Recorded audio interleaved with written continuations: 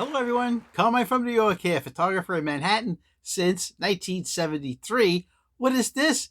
It's the Spotmatic 35mm film camera from Pentax. What is it doing with a Russian lens? Let's find out.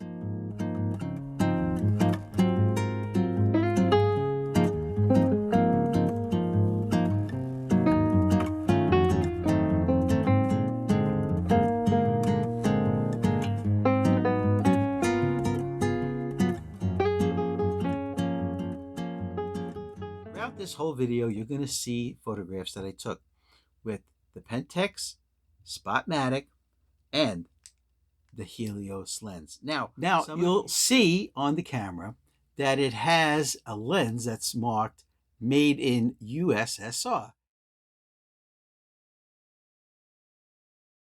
It's the HELIOS 44M lens. I bought this lens online from Ukraine years ago, and they're still currently available on eBay from a range of $50 to $100 in minty condition. What I love about this lens is, yes, the swirl bokeh is what it's known for. Look at the coatings on the lens. It has a beautiful purple coating that helps with contrast.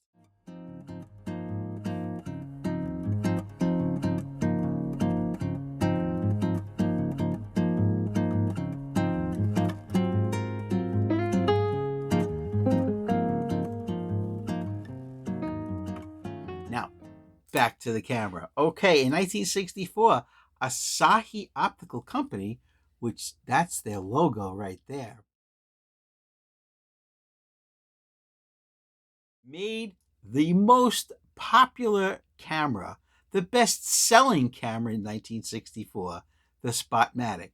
This one happens to be the SP. Now, where did they get the name Spotmatic from? Well, inside the camera, through the lens, is a spot meter.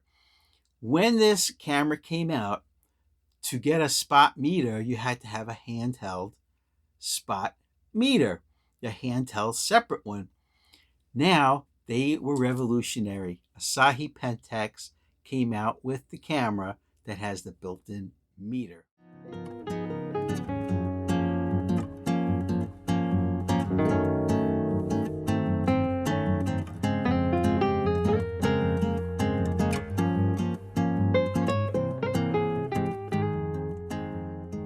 But let's fast forward now about 60 years to today, and you could still use the built-in meter by putting in a battery that really wasn't made for the camera, because the camera called for a mercury battery, which isn't available. The voltage is a little different.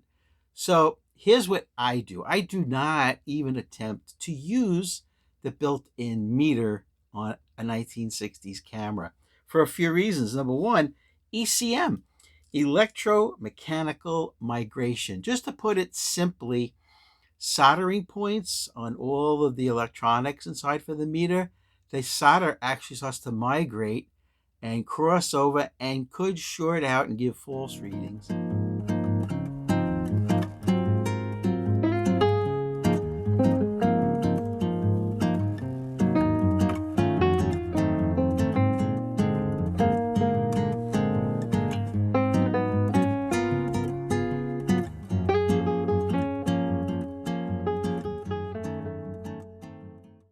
When it touches another contact, okay?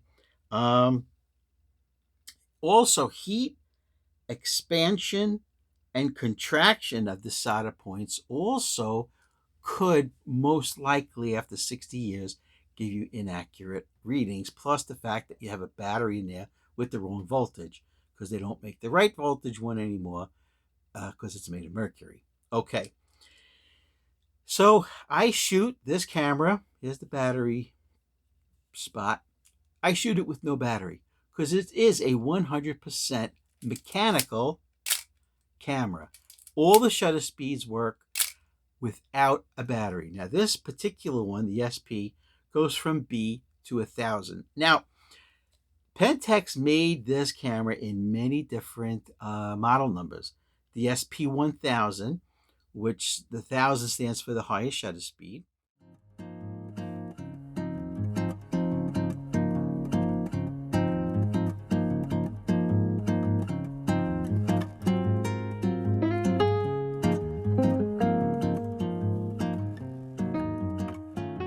The SP500, which also stood for the highest shutter speed, except there's a few websites out there where photographers will tell you that they have the SP500, where on the dial the fastest shutter speed is 500, but they found out that if you move the dial just slightly past 500th of a second, you can achieve 1,000th of a second.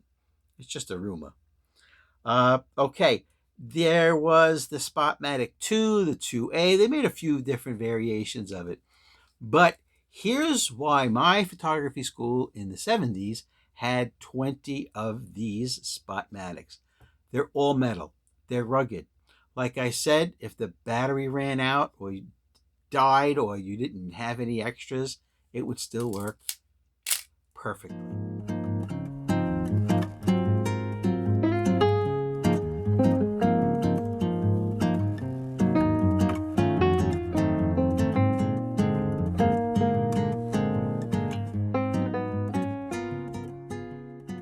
You could use the Sunny 16 rule, right, which is very simple. You set your shutter speed at the ISO speed, right? So if you're shooting with a 100 ISO film, you would just set your shutter speed at 1/125th of a second. And if it's sunny out, you put your aperture on f16 and you would open it up as it got more and more cloudy or a little overcast. That's the Sunny 16 rule, and it works pretty well.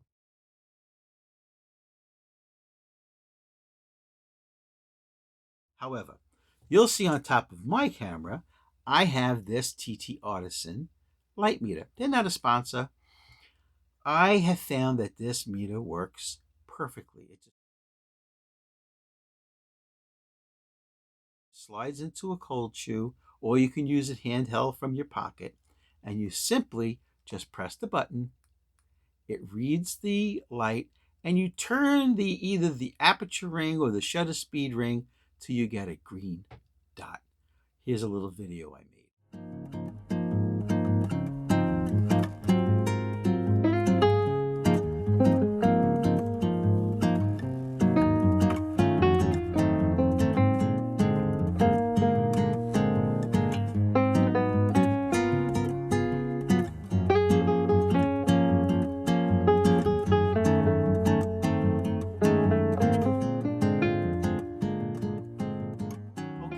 So we went over the camera.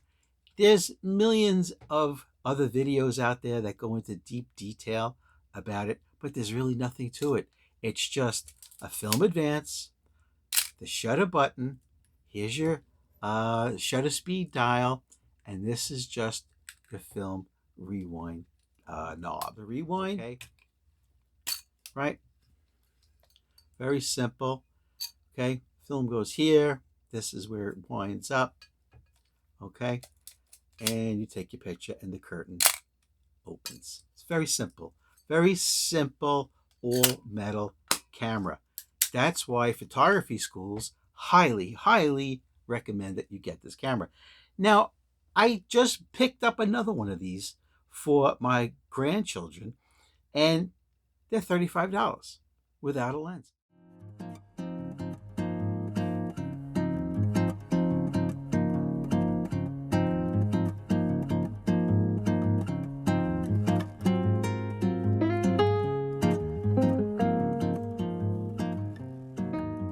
Speaking of lenses, the Asahi Pentax Spotmatic has a M42 mount, which means the lenses just unscrew. This mount is perhaps the most popular mount for lenses.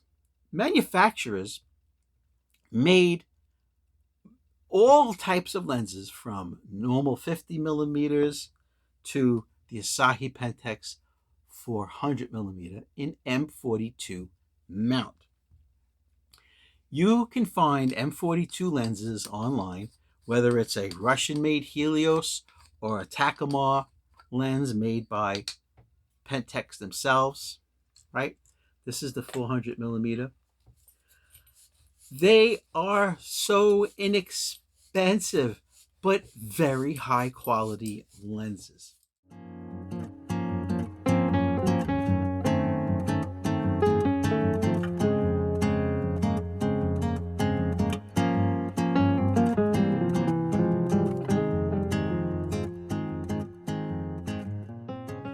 Okay, there you go. This is the 400 millimeter Asahi Pentax prime lens on your film camera. This is the system that you would have had walking around in the 60s and 70s. And today you can find many professional photographers using the same system. It is a well thought of machine by Asahi Optical when they put this all together. All right. There is about 300,000 M42 lenses on the market for you to choose from. And a lot of them, like this one, are in minty condition. Now, you might, if you go to look for one of these, you might see on the top where it says Asahi Pentax, right? This one says Asahi Pentax. You might see it say Honeywell Pentax. It's the same exact camera, coming off of the same exact assembly line. The reason that some have Honeywell is that in 1960s, to import them to the United States, you had to have an American importer, and the importer had to have its name on the camera. Honeywell, big electronics firm in the 60s and 70s, they signed the contract, they had their name put on it, and that's how they were imported to the United States.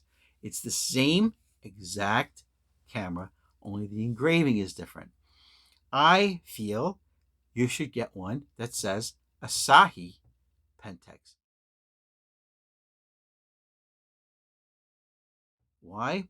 Because this one was made for the market in Japan.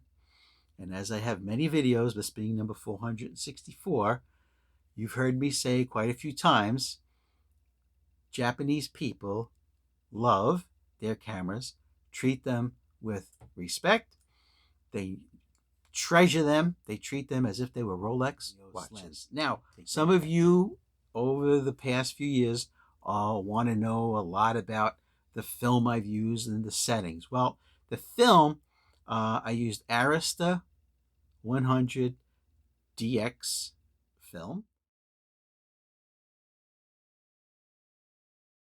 and Kentmere Pan 100 film.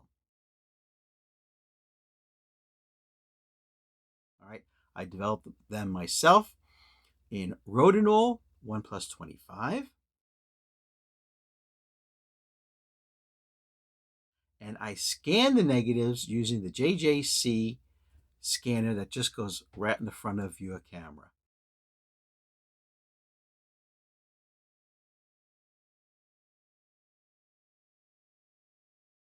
I'll put a link below that'll show you a whole video on how I scan my negatives.